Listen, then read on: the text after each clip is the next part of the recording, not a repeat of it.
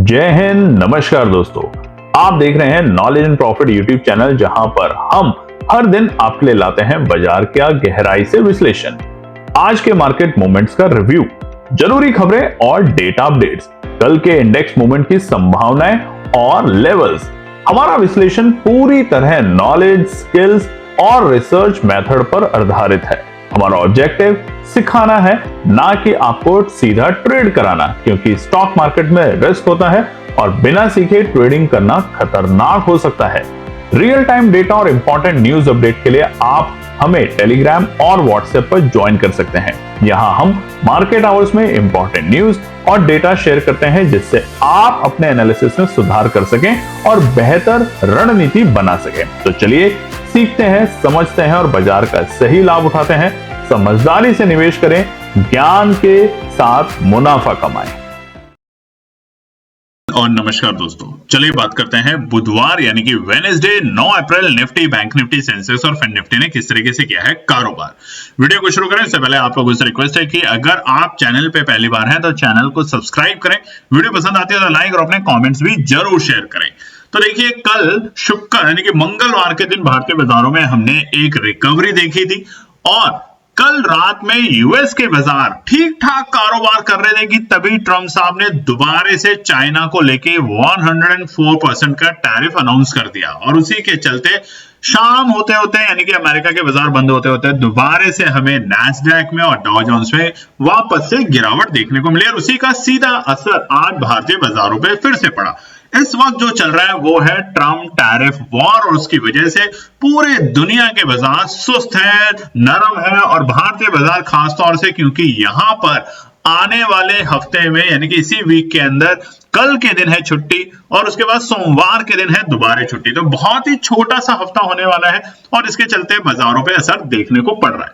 तो सबसे पहले कल बाजार बंद हुए थे 22,536 22,536 के लेवल पे निफ्टी। आज एक गैप डाउन के साथ खुलते हैं 76 पॉइंट और बाजार खुलता है 22,460 के लेवल पे। जहां खुला वहां से पहले कैंडल में बाजार ने रिकवरी करने की कोशिश करी और बहुत शानदार रिकवरी नहीं बोलेंगे, बहुत दोनों तरफ के मोमेंटम हमें देखने को मिले। निचले स्तर पे 22,360 तक के लेवल और ऊपरी स्तर पे 22,460 तक के लेवल, यानी कि एक अच्छी खासी हमें यहाँ पर आप अगर देखेंगे तो 100 पॉइंट की वॉलेटिलिटी देखने को मिली निफ्टी में पहली कैंडल में। उसके बाद क्योंकि आज थी आरबीआई की पॉलिसी, तो आप देखेंगे सुबह 10 बजे तक और इनफैक्ट जब तक आरबीआई की पॉलिसी हुई 10:30 बजे तक, तब तक बाजार में वॉलेटिलिटी काफी स्ट्रांग थी।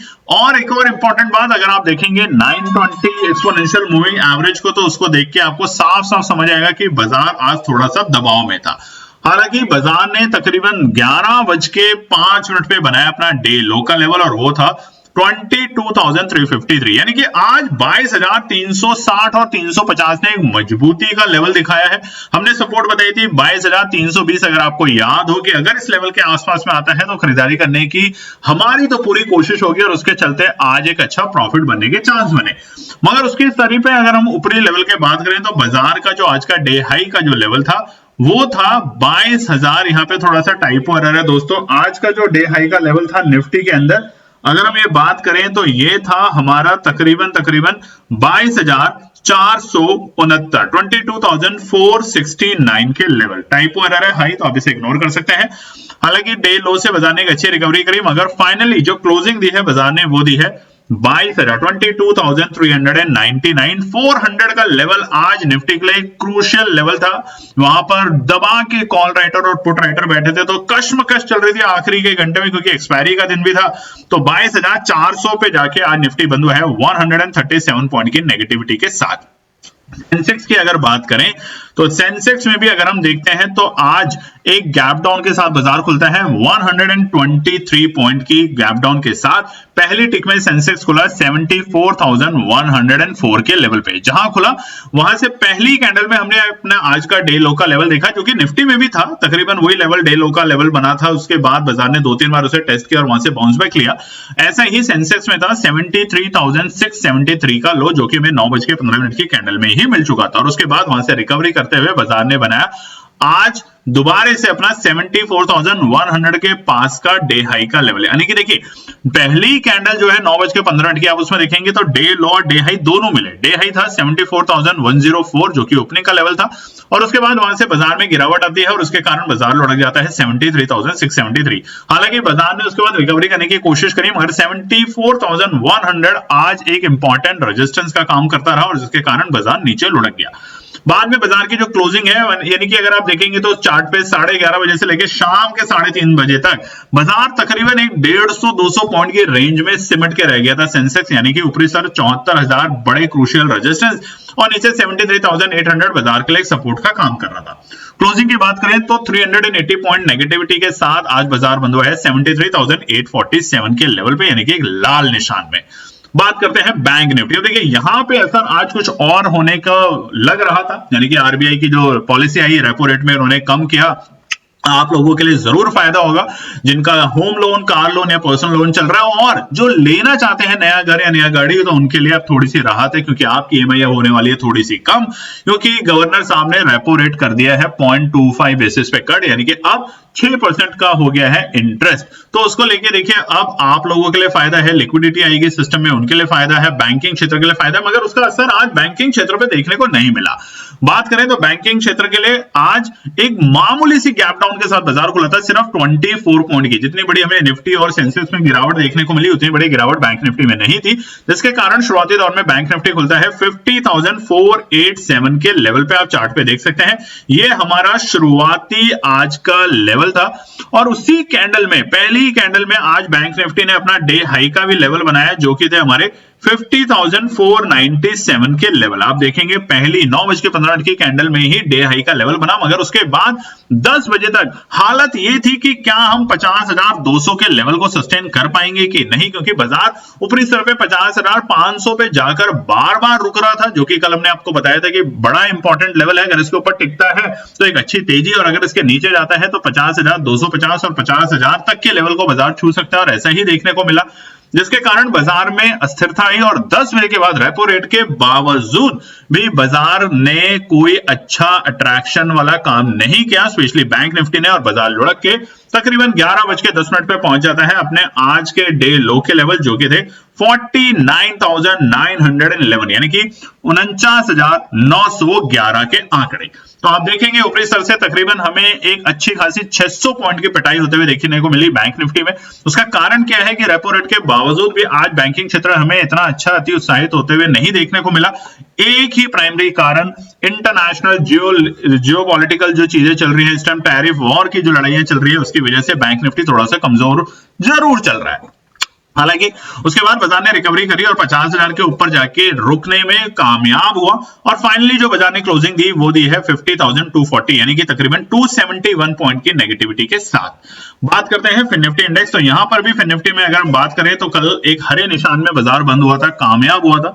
आज यहां भी एक छोटी सी गैप डाउन, मामूली सी या फ्लैट ओपनिंग कह सकते हैं, 4 पॉइंट की गिरावट के साथ बाजार खुलता है 24,297 के लेवल पे, और उसी कैंडल में, पहले ही कैंडल में बाजार बनाता है अपना डे हाई का लेवल जो कि था 24,301। बाजार के लिए इंपॉर्टेंट, यानी कि कल के ऑलमोस्ट हमारी जो क्लोजिंग थी बाजार ने उसी लेवल को छूने की कोशिश करी, मगर सफल नहीं हो पाया सस्टेन करने में, जिसके कारण बाजार लुढ़कता है और बाजार पहुंच जाता है 11:10 पे, यानी कि आरबीआई पॉलिसी के बाद 23,991 के लेवल, 23,991 आज का डे लो, यानी कि तकरीबन हमने 300 पॉइंट की गिरावट देखी अपने डे हाई के लेवल से, और उसी के कारण जो क्लोजिंग मिली है बाजार को वो भी थोड़ी सी नेगेटिव है, 169 पॉइंट की नेगेटिविटी के साथ आज फिन निफ्टी बंद हुआ है 24,133 के लेवल पे। ओवरऑल आज का दिन हमारे निफ्टी, बैंक निफ्टी, सेंसेक्स और फिन निफ्टी के लिए जरूर कमजोर रहा, मगर हम बात करें अगर हमारे एफएमसीजी सेक्टर के लिए तो वहां पर हमें एक अच्छी तेजी देखने को मिली 2%, और वो क्या है उसके पीछे का कारण वो समझेंगे इंपॉर्टेंट न्यूज और डेटा के साथ। तो चलिए समझते हैं कुछ इंपॉर्टेंट न्यूज और डेटा। महावीर जयंती है तो आराम से घर पे सेलिब्रेट करें, और अब आने वाले हफ्ते में और भी छुट्टी आने वाली है, यानी कि सोमवार के दिन भी। तो अब कुल मिला के शुक्रवार का दिन होगा जिसमें हमें कारोबार करना है। तो हमारी तो आपको राय होगी कि एक दिन और लंबी छुट्टी लीजिए और सीधा मंगलवार के दिन अपनी ट्रेड सेटअप पे कारोबार कीजिए, मगर चलिए अब हम आपको दिखाते हैं जैसे कि इंपॉर्टेंट न्यूज और डेटा। कल इंडियन मानसून यानी कि मेट डिपार्टमेंट जो है, स्काई डिपार्टमेंट एक प्राइवेट वेदर एजेंसी है, उसने फोरकास्ट किया है इंडियन मानसून को लेके 2025 में कि ये नॉर्मल रहेगा। अब ये इंपॉर्टेंट न्यूज क्यों है और आपको क्यों बताई जा रही है? देखिए, जब भी इंडियन मानसून को लेके बात आती है कि इस बार सूखा पड़ेगा या गर्मी ज्यादा हो जाएगी या बारिश कम होगी या बहुत ज्यादा होगी, उसका असर सीधा सीधा हमारे स्टॉक मार्केट पे पड़ता है। और वो कौन सा पर्टिकुलर सेक्टर है? वो स्टार्ट होता है एफएमसीजी से। अगर आज आपने हमारे आरबीआई गवर्नर साहब की स्पीच सुनी हो तो उन्होंने इसमें बताया भी है कि जो रूरल एरिया है यानी ग्रामीण एरिया है, वहां पर भी अब धीरे धीरे खपत होने लगे, यानी कि लोग वहां पे खरीदारी करने लगे। अब सबसे बड़ा जो हमारा लोग है, सबसे बड़ी आबादी जो है, वो आज भी हमारी रूरल इकोनॉमी को ड्राइव करती है, यानी कि रूरल एरिया से आती है। तो वहां पर अगर मानसून नॉर्मल होता है 2025 में, तो क्या होगा? मानसून नॉर्मल होने से जो खेती है वो अच्छी होगी, खेती अच्छी होगी तो वहां पर उन लोगों के पास पैसा आएगा तो वो थोड़ा खर्च ज्यादा कर पाएंगे, और वो ज्यादा कहां पे करेंगे?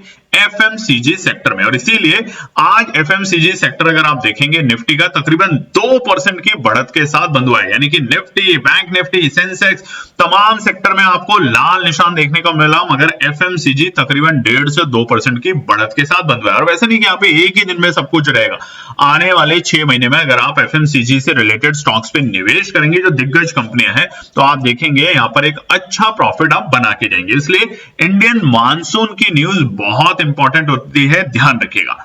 अगली खबर बताते हैं जिसके ऊपर सबकी नजर थी और हमने भी आपको बताया था, और ये खबर आज नहीं, ये तकरीबन 1 महीने से चल रही थी कि आरबीआई की रेपो रेट को लेके सेकंड टाइम क्या दोबारा से कुछ होगा। और जी हां, हमारे गवर्नर साहब संजय मल्होत्रा जी ने दोबारा से सेकंड टाइम इसी साल में हमारा रेपो रेट कट हुआ है, सेकंड टाइम 6%, अब आ चुका है 6%, यानी कि जो पहले था 6.25, उसको 0.25 बेसिस पे उन्होंने कट किया है और अब 6% आ चुका है। और इसका असर क्या होगा? इसका असर हो गया, देखिए, दो चीजें। एक तो आरबीआई ने जैसे ही रेपो रेट को कम करेंगे तो और लिक्विडिटी यानी कि पैसा हमारे सिस्टम्स में आएगा, इंजेक्ट होगा बैंकिंग सिस्टम में। वो कैसे होगा वो भी समझते हैं आसान सी भाषा में। जैसे ही आरबीआई रेपो रेट करती है कट, तो क्या होता है? धीरे धीरे आपकी जो लोन की ईएमआईज होती हैं, home loan, personal loan, car loan, वो अब थोड़ी कम हो जाती है। अब कम होती है तो आप और लोन लेने के लिए उत्साहित होते हैं कि चलिए अब घर और अच्छा खरीदा जाए, बड़ा लिया जाए, गाड़ी और बड़ी ली जाए, या किसी भी तरह की ऐसी चीज जिसमें डायरेक्टली लोन का इंपैक्ट होता है, परसेंटेज का इंपैक्ट होता है, जो आने से, कम होने से आपकी खरीदारी और आपकी एग्जिस्टिंग जो लोन की ईएमआईज है उसमें थोड़ी सी आपको राहत मिलती है। और इसका एक ही प्राइमरी रीजन है कि जितना लोअर इंटरेस्ट आपके लिए किया जाएगा उतने ज्यादा इंकरेज होंगे लोग। अब देखिए, मानसून का भी इंपैक्ट अच्छा हुआ, ये भी अच्छा हुआ, तो लोग गाड़ियां, घर और मेजर एक्सपेंसेस में काम करेंगे, और जब मेजर एक्सपेंसेस करेंगे तो बैंकों के पास ज्यादा से ज्यादा पैसा आएगा। तो ये एक पूरा प्रोसेस है। इसलिए ओवरऑल आज हमारे जो आरबीआई गवर्नर है मल्होत्रा जी, इन्होंने रेपो रेट में जो कटौती की है वो बहुत अच्छी है, और उसी के साथ कमेंट्री जो दी है वो और भी शानदार कि रूरल एरिया से खरीदारी और बढ़ती हुई देखने को मिल रही है। और साथ ही साथ उन्होंने कहा है कि जीडीपी जो है वो अभी भी हमारे 6.5% के हिसाब से बढ़त बनाए हुए बैठी है कि हम तकरीबन इतना तो अचीव कर लेंगे, विद द फैक्ट कि जो ग्लोबल अनसर्टेनिटी चल रही है, यूएस की जो ट्रेड पॉलिसी चल रही है, ट्रम्प साहब की टैरिफ वॉर चल रही है, उन सब के बावजूद भी अभी तक हम ठीक कर रहे हैं, मगर हमें सतर्क रहना बहुत जरूरी है। अब जो बड़ी खबर है वो है कल के एफआईआई के डेटा को लेकर। अगर हम कल के एफआईआई की कैश में बात करें तो यहां कल फिर से एफआईआई बिकवाली करके गए हैं, तकरीबन आप मान ही लीजिए 5000 करोड़, सिर्फ 6 करोड़ उसमें कम थे, तो 5000 करोड़ की एफआईआई ने बिकवाली करी और वहीं पे खरीदारी करी है डीआईए ने तकरीबन 3000 करोड़ की। अब आपने देखा होगा बीते तकरीबन 1-1.5 हफ्ते से एफआईआई लगातार बिकवाली कर रहा है, एक भी ऐसा दिन नहीं हुआ है जहां पर एफआईआई खरीदारी करके गया हो। तो ये एक और बड़ा संकेत है। उसी के अलावा वोलेटिलिटी बहुत हाई है, आप इंडिया विक्स देख के समझ ही सकते हैं। एक दिन पहले भी तकरीबन इंडिया विक्स में हमने बड़ी वोलेटिलिटी देखी थी, और कल के दिन भी इंडिया विक्स में बड़ी वोलेटिलिटी थी, और आज के दिन भी इंडिया विक्स में बड़ी वोलेटिलिटी है। अब देखिए, आरबीआई साहब ने जो पॉलिसी में कट किया उससे लग रहा था कि बैंकिंग क्षेत्र को एकदम से मजबूती मिलेगी, बैंक आज शायद ओवरशूट कर सकते हैं, मगर ऐसा नहीं हुआ। उसके ऊपर भी समझेंगे और डिटेल में, मगर उससे पहले एक और इंपॉर्टेंट डेटा जो आपके सामने हम दिखाना चाहते हैं, ये है कच्चा तेल। क्रूड ऑयल और ब्रेंट आप देखोगे तो $60 से कम हो चुका है, 60 के आसपास आ चुका है, जिसकी वजह से हमारी जो एविएशन इंडस्ट्री है, हमारी जो ऑयल एंड नेचुरल गैस की जो कंपनीज हैं, चाहे एचपीसीएल हो, एशियन पेंट, जो कि हमारे डायरेक्टली इंपैक्ट होते हैं क्रूड ऑयल और ब्रेंट ऑयल से, हमारी एविएशन इंडस्ट्री में इंडिगो आप देखेंगे, सबके शेयर्स में एक अच्छी तेजी देखने को मिली है। अब ये जो लेवल है क्रूड ऑयल का, ये बहुत ही शानदार लेवल है, इससे और अगर नीचे लुढ़कता है तो ये थोड़ा खतरनाक काम कर सकता है बाजार के लिए। कैसे, वो हम समझेंगे अपने लर्निंग प्रोग्राम में। उसी के साथ दोस्तों, आप में से बहुत से लोगों ने हमें रिक्वेस्ट करा है कि प्लीज आप लर्निंग प्रोग्राम तो कंटिन्यू करिए, मगर साथ में पैसा डबल प्रोग्राम भी करते रहे, ताकि हम साथ में कुछ छोटा मोटा पैसा कमा सकें, बना सकें। तो आप लोगों के लिए हमने एक सोचना शुरू किया है, तो आप चाहे तो हमें कमेंट सेक्शन में लिख सकते हैं। हम पैसा डबल प्रोग्राम शुरू करते हैं आने वाले मंगलवार से, अगर आप इसमें इंटरेस्टेड हैं तो। और ये पैसा डबल प्रोग्राम होगा अप्रैल के महीने का, आगे 15 तारीख से, और दूसरा फिर हम आगे के महीने में देखेंगे, मगर अभी तक सिर्फ हम विचार कर रहे हैं, इसके ऊपर कोई भी फाइनल डिसीजन टीम ने नहीं लिया, तो आप कमेंट सेक्शन में जरूर लिखिएगा।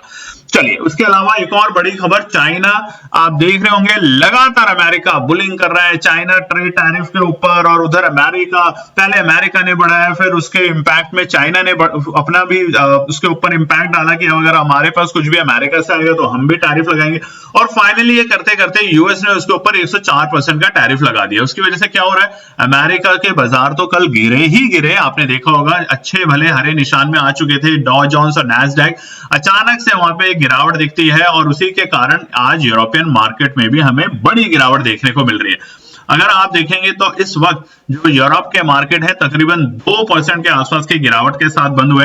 यहीं पर अगर हम डॉ जोन्स और नैस्डैक की बात करें तो कल आपने देखा होगा रात में बाजार बंद होने से पहले नैस्डैक करीबन 100 पॉइंट से 50 पॉइंट की तेजी में आ चुका था, मगर अचानक ये खबर आने के बाद वहां पर भी हमें एक बड़ी पिटाई देखने को मिल रही है अमेरिका और ग्लोबल बाजारों पे।